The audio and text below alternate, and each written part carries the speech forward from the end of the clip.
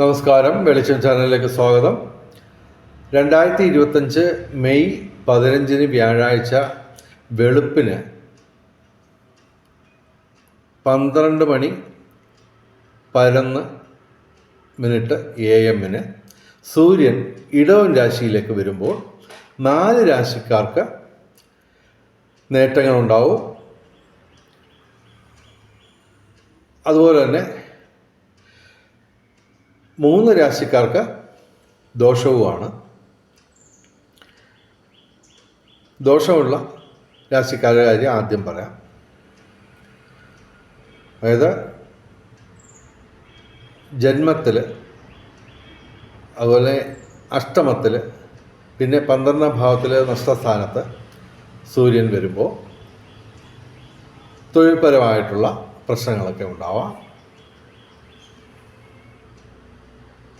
അതുപോലെ തന്നെ ശാരീരിക മാനസിക ക്ലേശങ്ങളുണ്ടാവാം. അപ്പോൾ അത് ഏതൊക്കെ രാശിക്കാരാണെന്ന് നോക്കാം. പിന്നെ 4 രാശിക്കാർക്ക് നേട്ടമുണ്ട്. അത് 3, 6, 10, 11 ഭാവങ്ങളിൽ വരുമ്പോഴാണ്, സൂര്യൻ വരുമ്പോഴാണ് നേട്ടം ഉണ്ടാകുന്നത്. അപ്പോൾ 4, 3, 7. പിന്നെ 2 രാശിക്കാർക്ക് ഗുണദോഷ സമ്മിശ്രവുമാണ്. അപ്പോൾ ആദ്യം ദോഷം വരുന്ന രാശിക്കാരുടെ കാര്യം പറയാം. മിഥുനം രാശി, മകയിരം അവസാന 2 പാദം, തിരുവാതിര, പുണർദം ആദ്യ 3 പാദം. ഇവർക്ക് 12ാം ഭാവത്തിൽ വ്യയസ്ഥാനത്താണ്, നഷ്ടസ്ഥാനത്താണ് സൂര്യൻ വരുന്നത്. അപ്പോൾ തൊഴിൽപരമായിട്ട് പ്രശ്നങ്ങളുണ്ടാവാം. പിന്നെ പിതൃ തുല്യരായവർക്ക് രോഗദുരിതങ്ങളുണ്ടാവാം. സന്താനങ്ങൾക്ക് ക്ലേശങ്ങളുണ്ടാവാം. ഇതൊക്കെയാണ് ഫലങ്ങൾ. അപ്പോൾ അത് മിഥുനം രാശിക്ക് പക്ഷേ മെയ് 18 സർപ്പം അഥവാ രാഹു അനുകൂലമായിട്ട് വരുന്നു.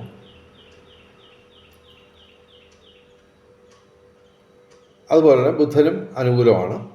എങ്കിലും മറ്റ് ഗ്രഹങ്ങളൊന്നും ഇവർക്ക് കാര്യമായ നേട്ടങ്ങൾ ഉണ്ടാക്കുന്നില്ല. അപ്പോൾ ഇവർക്ക് ദോഷം അല്പം കൂടിയെന്ന് വരാം. പിന്നെ ഇടവൻ രാശി എന്ന് പറയുമ്പോൾ കാർത്തിക അവസാന 3 പാദം, രോഹിണി, മകയിരം ആദ്യ 2 പാദം. ഇടവൻ രാശിക്ക് ജന്മത്തിലാണ്, ലഗ്നത്തിലാണ് സൂര്യൻ വരുന്നത്. അപ്പോൾ ശാരീരിക മാനസിക ക്ലേശങ്ങളുണ്ടാവാം, തൊഴിൽപരമായിട്ട് പ്രശ്നങ്ങളുണ്ടാവാം. എങ്കിലും ഇവർക്ക് ശനിയും വ്യാഴവും അനുകൂലമാണ്. ശനി 11ാം ഭാവത്തിൽ, വ്യാഴം 14ാം തീയതി 2ാം ഭാവത്തിൽ ധനസ്ഥാനത്ത് വരും. ശുക്രനൊക്കെ അനുകൂലമാണ്. അപ്പോൾ ഇവർക്ക് ദോഷങ്ങൾ കുറഞ്ഞിരിക്കും. ഇവർക്ക് ഈ പ്രശ്നങ്ങളൊക്കെ മറികടക്കാൻ പറ്റും. പിന്നെ അഷ്ടമത്തിൽ സൂര്യൻ വരുന്നത് തുലാം രാശിക്കാണ്. അതായത് തുലാം രാശി എന്ന് പറയുമ്പോൾ ചിത്തിര അവസാന 2 പാദം, ചോതി, വിശാഖം ആദ്യ 3 പാദം. തുലാം രാശിക്ക് പക്ഷേ ശനി, വ്യാഴം, ശുക്രൻ, അതുപോലെ തന്നെ ശനി, വ്യാഴം, ചൊവ്വ, സർപ്പം, കേതു ഇവ അനുകൂലമാണ്. അപ്പോൾ ഇവർക്ക് ദോഷങ്ങൾ കുറഞ്ഞിരിക്കും. ഇവർക്ക് ഈ പ്രശ്നങ്ങൾ, അതായത് തൊഴിൽ പ്രശ്നങ്ങളുണ്ടാവാം, സന്താന ക്ലേശങ്ങളുണ്ടാവാം, അതുപോലെ തന്നെ പിതൃ തുല്യവർക്ക് രോഗദുരിതങ്ങളൊക്കെ വരാം.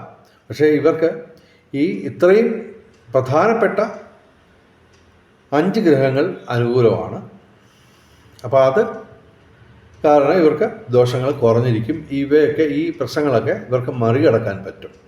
എങ്കിലും പൊതുവെ ഇടവമാസം മുഴുവൻ തുലാം രാശിക്കാരായ വ്യാപാരികൾക്ക് ലാഭം കുറയും. അതുപോലെ തൊഴിലിടത്തിൽ മറ്റ് തൊഴിൽ ചെയ്യുന്നവർക്ക് തൊഴിൽ പ്രശ്നങ്ങളൊക്കെ ഉണ്ടാവാം. തൊഴിൽപരമായിട്ട് അസ്വസ്ഥതകളൊക്കെ ഉണ്ടാവാം. എങ്കിലും ഇവർക്ക് ഈ പ്രധാനപ്പെട്ട എല്ലാ ഗ്രഹങ്ങളും ഇവർക്ക് അനുകൂലമായിട്ട് വരികയാണ് ഇടവ മാസത്തിൽ. അതുകൊണ്ട് ഇവർക്ക് ഈ പ്രശ്നങ്ങളൊക്കെ മറികടക്കാൻ പറ്റും. ഇനി നേട്ടങ്ങൾ ഉണ്ടാകുന്ന രാശിക്കാരുടെ കാര്യം പറയാം. അതിനു മുമ്പ് വേറൊരു കാര്യം പറയാം. ഈ ജ്യോതിഷം പറയുന്നതിന് ദക്ഷിണ കൊടുക്കുന്ന ഒരു ആചാരമുണ്ട്. ദക്ഷിണ കൊടുത്തില്ലെങ്കിലും വലിയ കുഴപ്പമൊന്നുമില്ല, എങ്കിലും 1-2% ഫലപ്രാപ്തി കുറയും ഈ പറയുന്ന ഫലങ്ങൾക്ക്. അപ്പോൾ ദക്ഷിണ ഞങ്ങൾ പണമായിട്ട് ചോദിക്കുന്നില്ല. പകരം ദയവായി ഞങ്ങളുടെ ചാനൽ സബ്സ്ക്രൈബ് ചെയ്യുക. നേരത്തെ സബ്സ്ക്രൈബ് ചെയ്തവർ ലൈക്ക്, ഷെയർ, കമൻറ്റ് ഇവ കൊണ്ട് ഞങ്ങൾക്ക് പ്രോത്സാഹനം നൽകുക. അപ്പോൾ ആദ്യം ചിങ്ങം രാശി എന്ന് പറയുമ്പോൾ മകം, പൂരം, ഉത്തരം, ആദ്യപാദം. ചിങ്ങം രാശിക്ക് 10ാം ഭാവത്തിൽ കർമ്മഭാവത്തിലാണ് സൂര്യൻ വരുന്നത്. തീർച്ചയായിട്ടും തൊഴിൽപരമായിട്ട് നേട്ടം ഉണ്ടാകും. അപ്പോൾ ഈ സൂര്യൻ അനുകൂലമായിട്ട് വന്നു കഴിഞ്ഞാൽ ഉള്ള പ്രധാനപ്പെട്ട നേട്ടം എന്ന് പറഞ്ഞാൽ തൊഴിൽ ലാഭം. ഈ തൊഴിൽ ലാഭം എന്ന് ഒറ്റ വാക്കിൽ പറയുമ്പോൾ അതിന് ഒരുപാട് അർത്ഥതലങ്ങളുണ്ട്, ഒരുപാട് കാര്യങ്ങൾ, നേട്ടങ്ങൾ. അതായത് തൊഴിൽപരമായിട്ട് ഇവർക്ക് ഇപ്പോൾ പുതുതായിട്ട് തൊഴിൽ തേടുന്ന ചെറുപ്പക്കാർക്ക് പുതിയൊരു തൊഴിൽ ലഭിക്കാം. പിന്നെ തൊഴിലുള്ളവർക്ക് ശമ്പള വർധനവുണ്ടാവാം. മുടങ്ങിക്കിടന്ന ആനുകൂല്യങ്ങൾ കിട്ടിയെന്ന് വരാം. അതുപോലെ മേലധികാരികളുടെ പ്രീതിക്ക് പാത്രമാവും. അതുപോലെ ഇഷ്ടമുള്ള സ്ഥലത്തേക്ക് സ്ഥലം മാറ്റം കിട്ടിയെന്ന് വരാം. അതുപോലെ തന്നെ തൊഴിൽപരമായിട്ട് വ്യാപാരികൾക്ക് ലാഭം കൂടും. അതുപോലെ തന്നെ പിതൃതുല്യരായവരിൽ നിന്ന് അനുഗ്രഹങ്ങൾ, പലതരത്തിലുള്ള അനുഗ്രഹങ്ങൾ ലഭിക്കാം. അതുപോലെ സന്താനങ്ങൾക്ക് ഉയർച്ച ഉണ്ടാവും. പിതൃ സ്വത്ത് ലഭിക്കാം. അപ്പോൾ അങ്ങനെയൊക്കെയുള്ള കാര്യങ്ങളാണ് ഈ സൂര്യൻ അനുകൂലമായിട്ട് വന്നാലുള്ള ഗുണം. ഇവർക്ക് ചിങ്ങം രാശിയിൽ 10ാം ഭാവത്തിലാണ്, അതായത് കർമ്മഭാവത്തിലാണ് സൂര്യൻ വരുന്നത്. അപ്പോൾ തീർച്ചയായിട്ടും ഇവർക്ക് തൊഴിൽ പരമായിട്ട് നേട്ടം ഉണ്ടാകുമെന്ന് മാത്രമല്ല, തിരക്ക് കൂടും. ഓക്കെ, അതുവഴി നേട്ടമേ ഉണ്ടാവുകയുള്ളൂ തിരക്ക് കൂടുമ്പോൾ. അപ്പോൾ ചിങ്ങം രാശിക്ക് മാത്രമാണ് അത് ഞങ്ങൾ പറയുന്നത്. കർമ്മഭാവത്തിൽ സൂര്യൻ വരുന്നുണ്ട്, അവർക്ക് നേട്ടങ്ങളുണ്ട്. അത് മാത്രമല്ല, ഇവർക്ക് വ്യാഴം 11ാം ഭാവത്തിൽ ലാഭസ്ഥാനത്തേക്ക് വരുന്നു മെയ് 14-ന്. അപ്പോൾ അതും ഈ നേട്ടമാണ്. എങ്കിലും അഷ്ടമശനി തുടരുന്നു. പിന്നെ അഷ്ടമ രാഹു ഇവർക്ക് മാറി 7ാം ഭാവത്തിലേക്ക് വരും.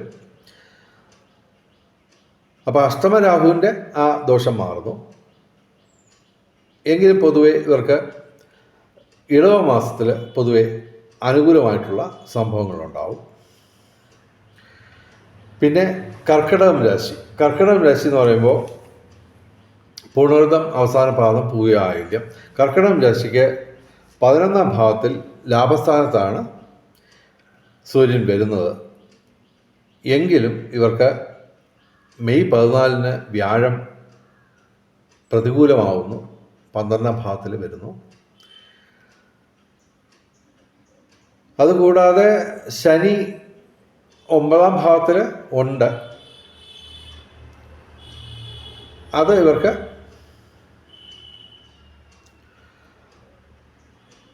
ഗുണദോഷ സമ്മിശ്രമായിട്ടുള്ള ഫലം തരും. അപ്പോൾ ഇവർക്ക് അഷ്ടമത്തിൽ സർപ്പം വരും മെയ് 18-ന്. അത് ദോഷമാണ് അഷ്ടമത്തിൽ.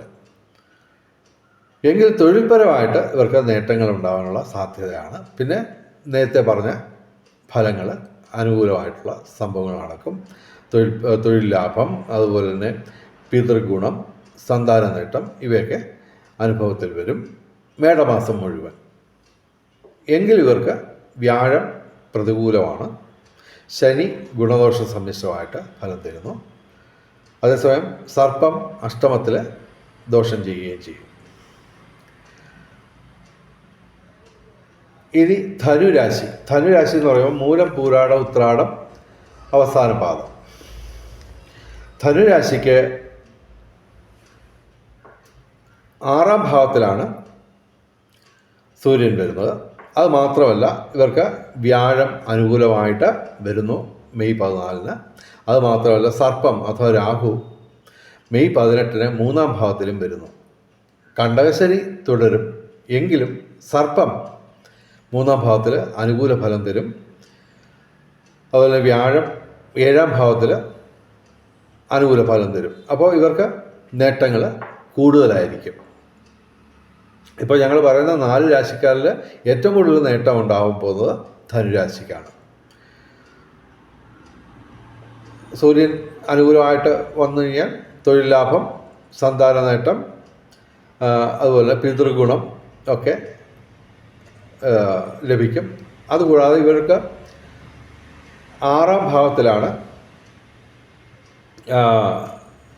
സൂര്യൻ വരുന്നത്. അപ്പോൾ ഇവർക്ക് 6ാം ഭാവം എന്ന് പറയുമ്പോൾ ശത്രുവിൽ വിജയം, അതായത് തൊഴിൽപരമായിട്ട് ശത്രുതയുള്ളവർ പരാജയപ്പെടും. പിന്നെ രോഗങ്ങൾ കുറയും, കടം കുറയും, പിന്നെ അപകടങ്ങളിൽ നിന്നൊക്കെ ദൈവാധീനം കൊണ്ട് രക്ഷപ്പെടും. അത് ധനുരാശിക്ക് മാത്രമുള്ള ഫലമാണ്. സൂര്യൻ 6ാം ഭാവത്തിൽ നിൽക്കുന്നുള്ളൂ. ഇനി ഞങ്ങൾ പറയുന്ന രാശി എന്ന് പറയുന്നത് മീനം രാശിയാണ്. പൂരിട്ടാതി അവസാന പാദം, ഉത്രട്ടാതി രേവതി. മീനം രാശിക്ക് 3ാം ഭാവത്തിലാണ് സൂര്യൻ വരുന്നത്, അനുകൂലമാണ്. ഇത് കൂടാതെ ഇവർക്ക് ബുധനും അനുകൂലമാണ്, ശുക്രനും അനുകൂലമാണ്. പക്ഷേ ശനി ജന്മശനിയായിട്ട് തുടരുന്നു. ജന്മരാഹു മെയ് 18-ന് മാറുന്നു, എങ്കിലും അനുകൂലമല്ല. രാഹു 12ാം ഭാവത്തിലാണ് വരുന്നത്. അത് കുറച്ച് ബെറ്റർ ആണെന്നേ ഉള്ളൂ. എങ്കിലും ഇവർക്ക് 3ാം ഭാവത്തിൽ സൂര്യൻ വരുമ്പോൾ ഈ തൊഴിൽ ലാഭത്തിനും പിതൃഗുണത്തിനും സന്താന നേട്ടത്തിനും പുറമേ ഇവർക്ക് മാനസികമായിട്ട് ഒരു ധൈര്യവും ഊർജവും ഇവർക്കുണ്ടാവും. പിന്നെ കുടുംബപരമായിട്ട് പൊതുവെ അനുകൂലമായിട്ടുള്ള സംഭവങ്ങൾ നടക്കും. പിന്നെ കുംഭൻ രാശിക്ക് 4ാം ഭാവത്തിലാണ് സൂര്യൻ വരുന്നത്. അതുപോലെ തന്നെ കന്നി രാശിക്ക് 9ാം ഭാവത്തിലാണ് സൂര്യൻ വരുന്നത്. അത് ഗുണദോഷ സമ്മിശ്രമായിട്ട് കണക്കാക്കാവുള്ളൂ. എന്തായാലും വെളിച്ചം ചാനലിൻ്റെ മുഴുവൻ പ്രേക്ഷകർക്കും സർവകാര്യ വിജയം, സർവവിധ സൗഭാഗ്യം, രാജകീയ സുഖഭോഗങ്ങൾ, അപ്രതീക്ഷിത ധനലാഭങ്ങൾ, അപ്രതീക്ഷിത സൗഭാഗ്യങ്ങൾ ഇവ ഗുരുവായൂരപ്പൻ അനുഗ്രഹിച്ച് തന്ന് എല്ലാവരുടെയും ജീവിതത്തിൽ വെളിച്ചവും ഐശ്വര്യവും സമ്പൽ സമൃദ്ധിയും വന്നു ചേരട്ടെ എന്ന് പ്രാർത്ഥിച്ചുകൊണ്ട് വീഡിയോ അവസാനിപ്പിക്കുന്നു. നമസ്കാരം, ശുഭദിനം.